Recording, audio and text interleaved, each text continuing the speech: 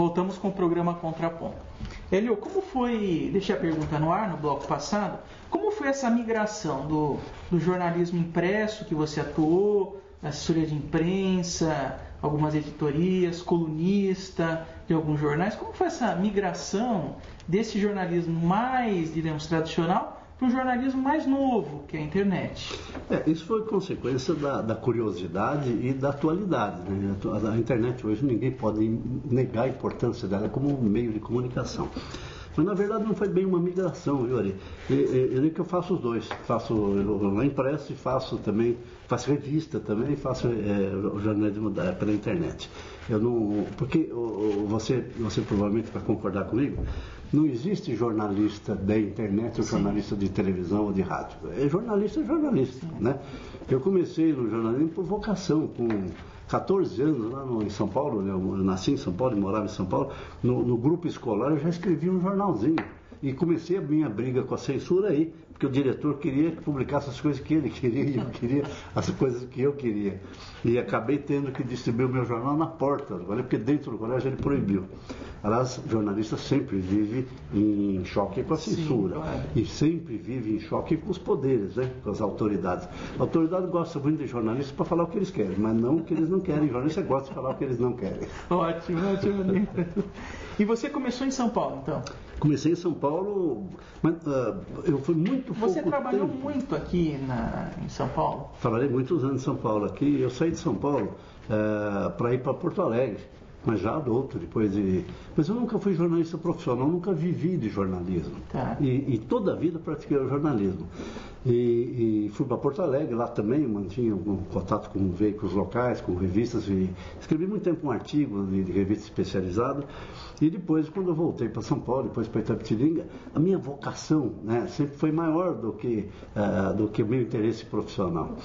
E hoje eu me julgo realmente um jornalista com muita experiência no assunto e, como eu te falei, sempre querendo mais e mais, né? Se vier alguma coisa além da internet, eu também vou querer conhecer. Você nasceu em Itapetininga? Não, nasci em São Paulo, capital. São Paulo estado, né?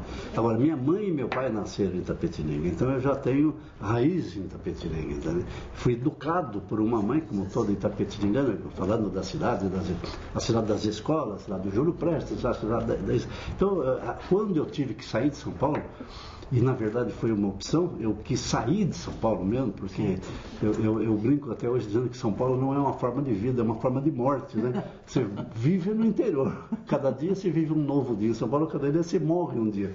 Então foi uma opção de ir para o interior, e aí, naturalmente, por causa da ancestralidade, aí acabei indo para Itapetininga e me julgo Itapetiningano também. Você falou de uma coisa que é importante, que são as mudanças de ares, né? Mudou de São Paulo, como você diz, né? Se vive para a morte, lá você, diríamos assim, a vida social, a vida que se tem no interior é muito melhor.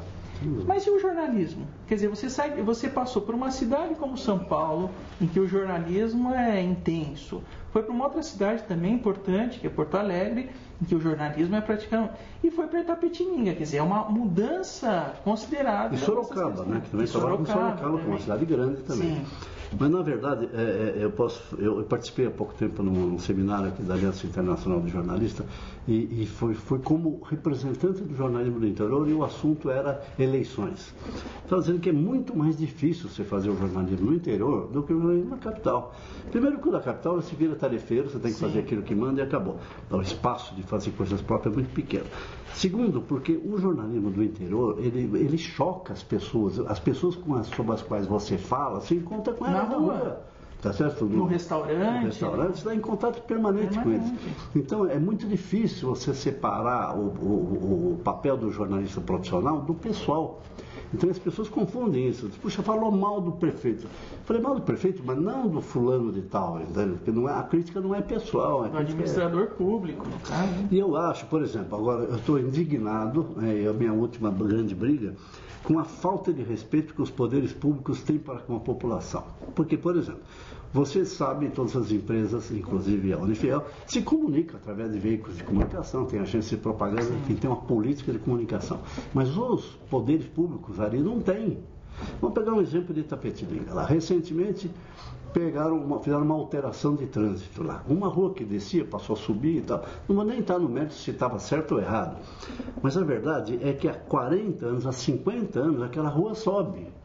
A prefeitura vai lá e muda, para descer a rua, e muda todo o sistema de trânsito, sem nenhuma satisfação para o público. Aquele senhor, aquela senhora que moram lá há tantos anos, já estão tão habituados com aquilo, se perde, porque do dia para a noite passou a ser proibido aquilo. Então, puxa vida, falta de respeito pelo público. Tinham que ter mandado um aviso antes, tinham que informar, tinham que botar faixa na rua, tinham que preparar a população, tinham que explicar o que é aquilo. Mas isso não é só Itapetininga, São Paulo, aqui em Osasco, provavelmente, o governo do Estado, o governo federal, poucos têm realmente um respeito pelo público. E isso eu reclamo muito.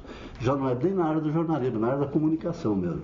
Hélio, no próximo bloco eu quero falar um pouquinho com você sobre esse seu ativismo jornalístico, né? O jornalismo ativista. Quero perguntar um pouco para você sobre isso daí.